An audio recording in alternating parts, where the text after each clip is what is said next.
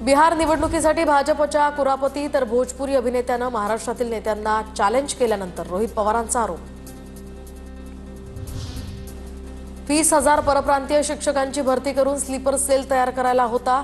दरम्यान मराठीचा द्वेष लोकांमध्ये पसरवण्यासाठी भाजपचा हा डाव होता। रोहित पवारांचा भाजपवर गंभीर आरोप।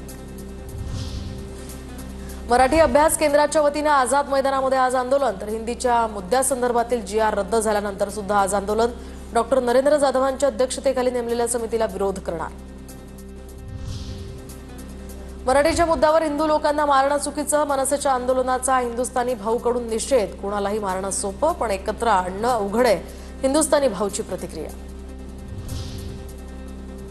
कल्याणमध्ये शिंदेंचे शिवसेनेचे नेते दरम्यान उत्तर भारतीय पदाधिकाऱ्यांचा त्यामध्ये प्रवेश तर काँग्रेसमधील पदाधिकाऱ्यांचा शिंदेंच्या शिवसेनेत प्रवेश।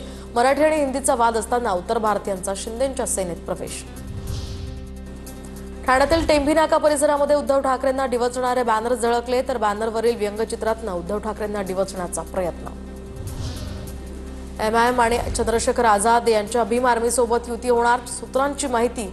भीम आर्मीच्या पदाधिकाऱ्यांकडून जलील यांची भेट तर भेटीदरम्यान युती करण्यासंदर्भात प्रस्ताव दिल्याची माहिती।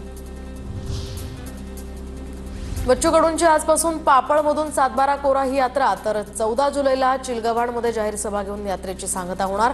शेतकऱ्यांच्या कर्जमुक्तीचा हा लढा, बच्चू कडूंची प्रतिक्रिया।